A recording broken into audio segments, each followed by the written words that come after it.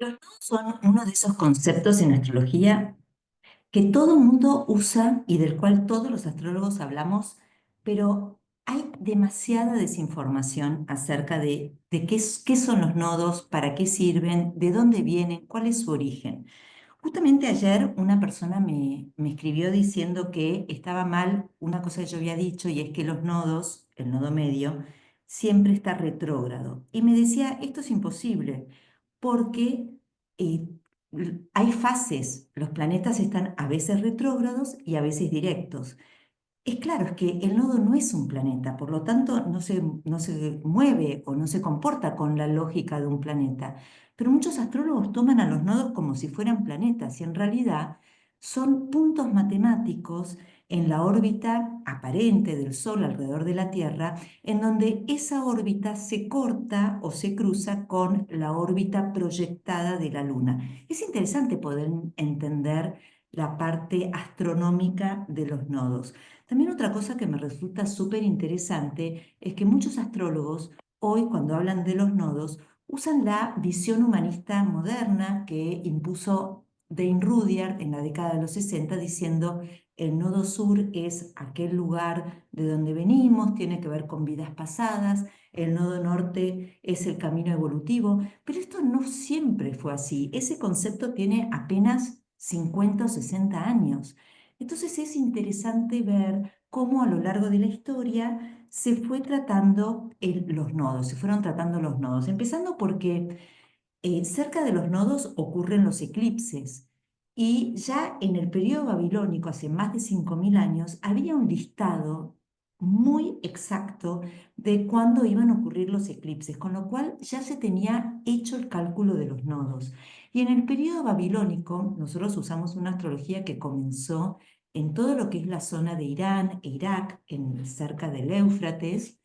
En ese periodo, sumerio, luego babilónico, se tomaba a los nodos, los nodos ya eran parte de la mitología fundacional de estas culturas, ¿no? Entonces, por ejemplo, se asociaba el nodo con el dragón. Esto es algo que aparece con muchísima frecuencia en casi todas las culturas, en todos los lugares del mundo tienen en sus inicios la figura del dragón. Bueno, eso tiene que ver con que en ese momento la estrella polar estaba en la constelación de Draco, justamente. Bueno, eso ya es un tema de astronomía para otra charla, pero en los babilonios, por ejemplo, usaban a los nodos, los asociaban a un dragón y los usaban para dividir el mundo del caos con el mundo de la conciencia.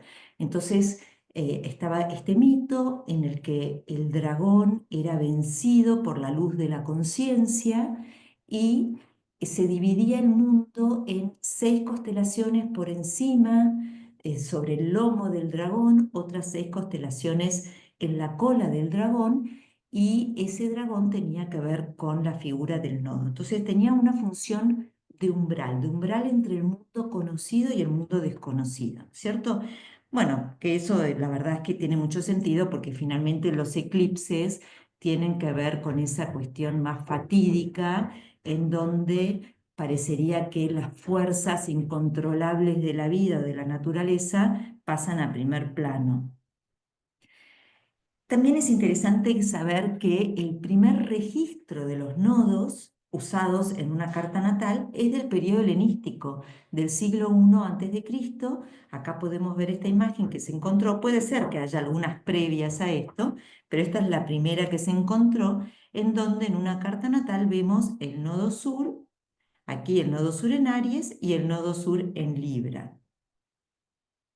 Finalmente, en el periodo medieval, recordemos que la astrología se desarrolla con enorme fuerza en Egipto, en el periodo helenístico, bueno, gracias a la conquista de Alejandro Magno de Egipto, y luego hay un enorme resurgimiento de la astrología en Bagdad, en el periodo medieval, que es la astrología árabe.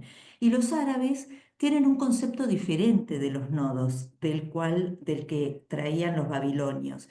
Y ellos llaman a los nodos caput draconis, que quiere decir cabeza de dragón, cola de dragón, cauda draconis. Fíjense cómo sigue persistiendo esta imagen del dragón. en relación a los nodos. También por eso nosotros tenemos la astrología dracónica, que es la astrología que surge del zodíaco de los nodos. Y ellos ya hablan de que el nodo norte tenía que ver con cosas que incrementaban y el nodo sur con cosas que se hacían más pequeñas, ¿no? Entonces, la visión era esta: el nodo norte era una influencia beneficiosa, entonces tener un planeta con el nodo norte aportaba ganancia, hacía que las cuestiones asociadas a ese planeta se desarrollaran. En cambio, el nodo sur traía, bueno, en vez de beneficios, traía una influencia maléfica, como si fuera una conjunción de un planeta a Saturno o a Marte, no sé, y hacía que las cosas de ese planeta disminuyeran. Bueno, aquí también se abre aquí se abre otra ventana en la cual los astrólogos medievales tenían en cuenta una cosa, luego en el Renacimiento toman este concepto, pero lo varían un poco. Tampoco es el objetivo de este video introductorio, bueno, meternos en eso. Pero hay miles de variantes, el tema es sumamente rico. Eso es lo que yo quiero transmitir, ¿no? Cuando hablamos de los nodos, es mucho más que de dónde venimos hacia dónde vamos. Hay una cultura milenaria detrás del concepto de los nodos. Bueno, y también una cosa que es súper interesante es la visión moderna. Como les decía, esta es la que tomamos de Dane Rudhyar. Dane Rudhyar era un astrólogo francés muy influenciado por los conocimientos de Carl Jung. Entonces él sí habla de conductas y tendencias automáticas para el nodo sur, conductas que quizás están asociadas con vidas pasadas para aquellos que creen en las vidas pasadas, o cuestiones genéticas para aquellos que no se sienten cómodos con el concepto de vidas pasadas. Pero cabe recalcar que en el periodo moderno no solamente es la voz de Dane Rudhyar la que se escucha, es la que predomina, pero también hay un famosísimo astrólogo alemán, Ebertin, Reinhold Ebertin, que tiene un concepto distinto de los nodos, que los vincula con una cuestión más vincular, más relacional. En el concepto de Dane Rudhyar, donde el nodo sur representa conductas y tendencias automáticas y el nodo norte representa aquellos que necesitamos incorporar, fíjense, estamos hablando de la década de los 60, lo nuevo que es este concepto, pero lo fuerte que prendió. Justamente un poco porque coincide con la época donde se pone muy de moda todas las enseñanzas de Carl Jung, y además también el momento de la revolución hippie, con lo cual el terreno estaba dado para que este tipo de concepto prendiera como reguero de pólvora. Pero a mí me resulta súper interesante no solamente ver esto en una carta natal, donde sí, por supuesto, se super ven las tendencias de una persona en su nodo sur, se ve con muchísima exactitud, su nodo norte también. Obviamente necesitamos tener en cuenta dónde están los planetas dispositores, pero a mí me resulta fascinante verlo también a nivel mundano. Por ejemplo, déjame darte algunos ejemplos. Cuando los nodos transitaron por Aries y Libra, indistintamente, nodo norte, nodo sur, pero este era el eje, porque los nodos de la Luna, a diferencia de los nodos de otros planetas, se mueven en un eje. Fíjense las cosas que sucedieron, ¿no es cierto? Por ejemplo, en 1959, con el nodo norte en Libra, salió al mercado la primera muñeca Barbie, que lo que tuvo de revolucionario es que es la primera vez en la historia de la humanidad que sale una muñeca que propone a las niñas la posibilidad de ocupar distintos roles en la sociedad. La mujer que profesional, esto era algo totalmente impensado, hasta este momento. Con lo cual eso causó una revolución enorme, tuvo una enorme influencia en generaciones posteriores de mujeres, ¿no? La Barbie azafata, la Barbie empresaria, la Barbie enfermera. Fue una cosa realmente impresionante lo que esto generó, y justamente salió al mercado con el nodo norte en Libra. Y más tarde también se estrenó la película Barbie en el 2023, esta vez con el nodo norte en Aries. Y en esa película la temática era la inversa. ¿Cuál es el lugar del hombre en un mundo en el que la mujer está empoderada, digamos, ¿no? Pero son temas de este eje Aries-Libra, así que eso a mí me resultó como fascinante de ver. También en 1978, con el nodo norte en Libra, Harvey Milk fue elegido el primer intendente homosexual de San Francisco. Esto fue la primera vez en la historia de los Estados Unidos que una persona abiertamente homosexual ocupó un cargo público. En 1996, con el Nodo Norte en Libra, el príncipe Carlos se casó con la princesa Diana. Toda la humanidad, prácticamente millones de personas, estuvimos pegadas a la pantalla de televisión porque esto era un cuento de hadas, de princesas, ¿no es cierto? Una cuestión arquetípica en cuanto a lo vincular. Y bueno, ya con el nodo norte en Aries vuelve a casarse, pero esta vez con Camila Parker Bowles, donde ya este matrimonio representó un golpe de realidad y también una, una cuestión donde se planteaba si una persona tiene derecho a casarse con el amor de su vida, digamos, ¿no? Más allá de que sea lo que la sociedad espera de esa persona o no. También con el nodo norte en Aries se legalizó el matrimonio entre personas del mismo sexo en España y Angela Merkel se convirtió en la primera mujer en gobernar Alemania desde el medioevo. O sea que esto también fue un hito histórico. También en Chile, Michelle Bachelet fue elegida primera mujer presidente. Ambas veces, ella fue elegida 2 veces presidente y en ambas ocasiones el nodo norte estaba transitando por el eje Aries-Libra. Así que nuevamente la temática de cuál es el lugar de la mujer en la sociedad, ¿no? Y cuáles son los alcances que se le puede dar a lo femenino.